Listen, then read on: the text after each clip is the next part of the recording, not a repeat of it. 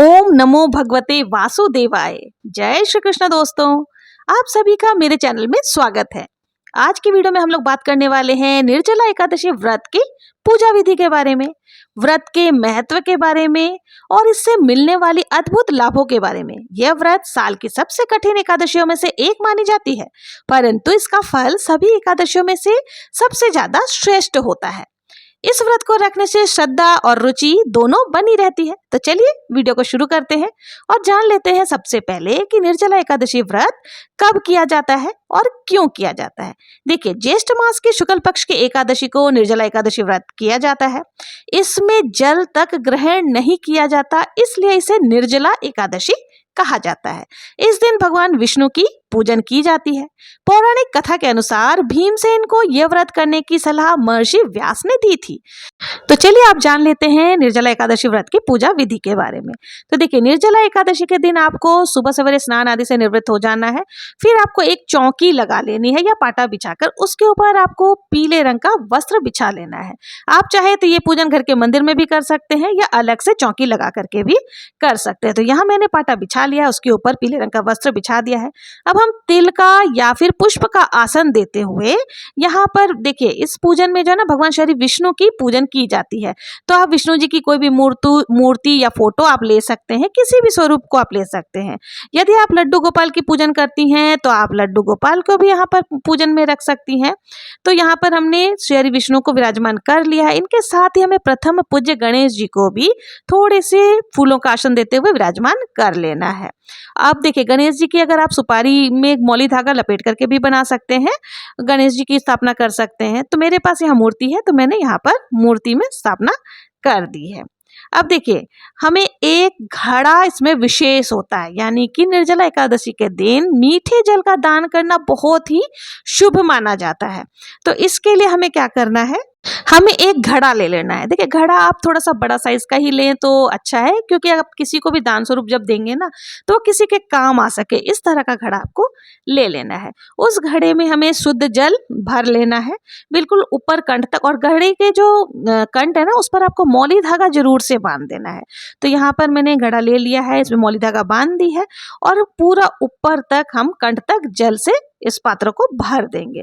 अब इसमें हमें 2-4 दाने चीनी के डालने। देखिए, ऐसे तो मीठे जल का ही दान करना, जैसे कई लोग शरबत आदि का दान करते हैं, कई लोग रसों का, विभिन्न प्रकार के जो जूस आदि होते हैं उनका उस दिन निर्जला एकादशी के दिन दान करते हैं।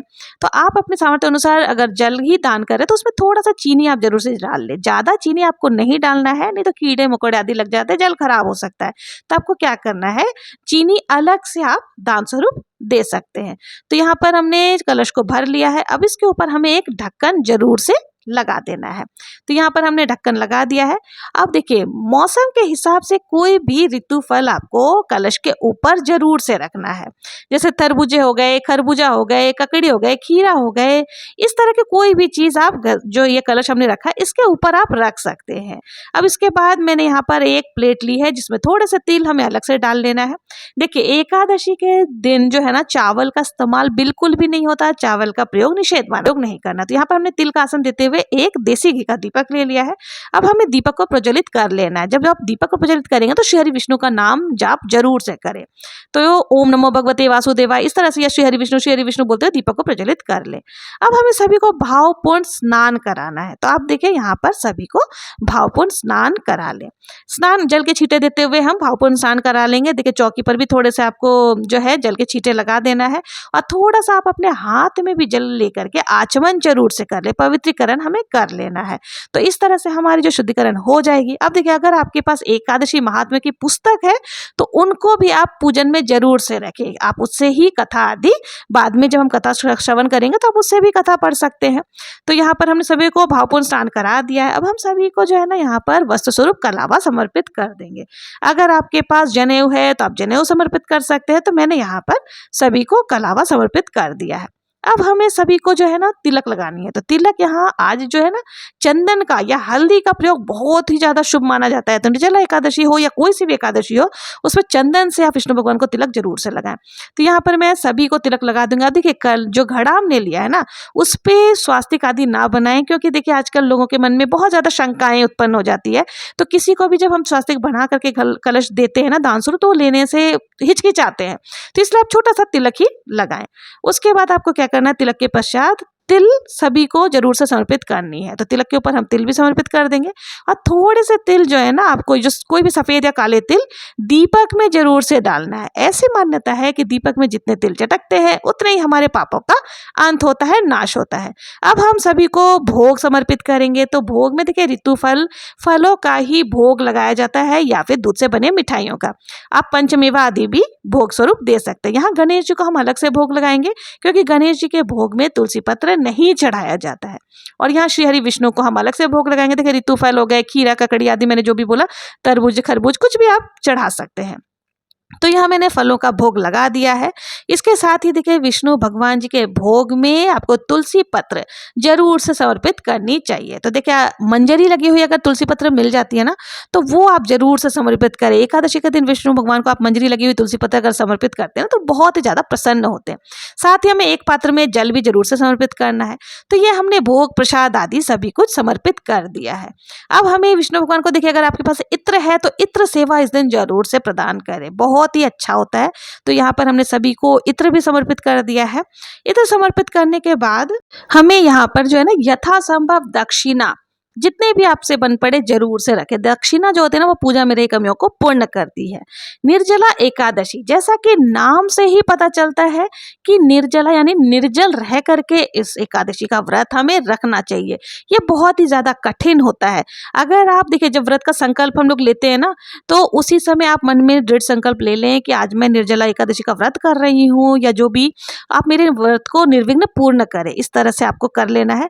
तो संकल्प आप उसी प्रकार से ले आपसे हो सके, आप अपने स्वास्थ्य को देखते हुए ही इस व्रत को करें। देखिए कुछ विशेष तिथियों में, जैसे एकादशी, पूर्णिमा पर तुलसी अर्चन किया जाता है। तो मंजरी वाला तुलसी दल आपको लेना है। मतलब मंजरी अगर है तो आपकी तुलसी में तो उसे तोड़िए, 1-2 पत्तों के साथ तोड़ लेना है, और हाथ में तिल लेकर के श्री हरि नारायण का ध्यान करते हुए आप 11 मंत्रों का जप कर सकते हैं। इसके बाद वो तुलसी उनके चरणों में जरूर से रखिए। अब देखिए सबसे गर्म महीना ये एकादशी आती है, ज्येष्ठ मास में ये एकादशी आती है। तो जल के दान के साथ साथ हाथ से बना हुआ पंखा होता है ना, बांस आदि से बना हुआ पंखा, बीजना जिसे कहते हैं, वो आप जरूर से दान के लिए रखना चाहिए, और साथ में आपको रख लेना चाहिए। देखिए इसके साथ ही आप चाहें तो वस्त्र आदि का भी दान कर सकते हैं, जैसे अंगोछा हो गया, या कोई भी 1.25 मीटर पीला या सफेद गुलाबी रंग का वस्त्र भी आप साथ में रख लें। और थोड़ी चीनी आपको जरूर से दान में आपको देना है। और यथासंभव दक्षिणा तो मैंने पहले ही बता दिया था कि आपको देना ही चाहिए।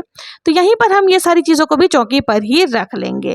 फिर हमें एकादशी व्रत की जो है ना कथा सुननी होती है। कथा सुनने के लिए आपको 1 लोटा जल ले लेना है, अपने सीधे हाथ में थोड़े से तिल लेकर के हम कथा सुनेंगे। कथा क्या, आप पुस्तक से भी कथा पढ़ सकते हैं, और कथा का वीडियो आपको मेरे चैनल पर मिल जाएगा, आप वहां से देख सकते हैं। अगर मैं यहाँ कथा सुनाऊंगी तो ये वीडियो काफी लंबा हो जाएगा। कथा सुनने के बाद तिल हमें श्री हरि विष्णु के चरणों में डाल देना है। फिर हमें बहुत ही प्रेम पूर्वक आरती करनी है। तो देखिए आरती आप श्री हरि विष्णु की कर सकते हैं, गणेश जी की आरती आप कर लेंगे। आरती करने के बाद हाथ जोड़ करके हमें पूजा में रही कमियों के लिए क्षमा याचना कर लेना है, और श्री हरि विष्णु से प्रार्थना करनी है कि हमारे घर में सुख समृद्धि बनी रहे और हमारे पूरे परिवार पर आपकी कृपा दृष्टि बनी रहे। इस प्रकार से आपको श्री हरि विष्णु से प्रणाम कर लेना है। अब देखिए इस तरह से जो हमारी दिन में आप पूजा कर रहे हैं, तो जल का लोटा जो है आपको, ये पूजा जल्दी ही हो जाती है, सुबह जल्दी ही किया जाता है, तो आपको जो है ये जल का लोटा वो सूर्य देव को अर्घ दे देना होता है। अब देखिए जो भी सामान हमने दान के लिए निकाला था ना, पंखा हो गए, घड़ा हो गए, ऋतुफल हो गए, चीनी हो गए, इन सब का जो है ना हमें दान करना होता है।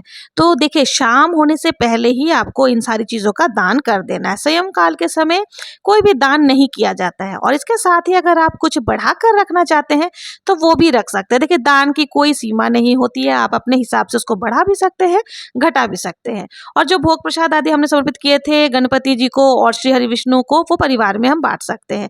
इस तरह से जो है ना निर्जला एकादशी का पूजन किया जाता है।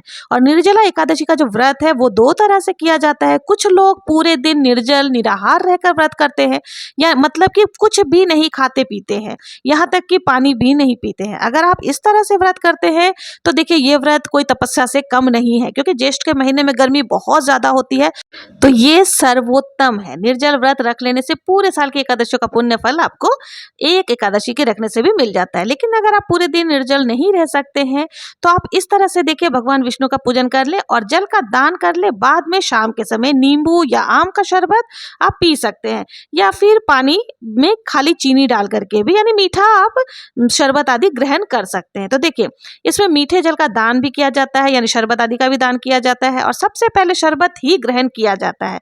अगर आप व्रत ना भी रह पाए तो इस तरह से भगवान श्री विष्णु का पूजन जरूर से करें। मीठे जल का जितना हो सके दान जरूर से करें, नहीं तो कम से कम पानी का दान आप जरूर से करें। देखिए गर्मी बहुत ज्यादा रहती है, तो जो भी गर्मी से राहत देने वाली चीजें होती है ना, आप उनका दान कर सकते हैं।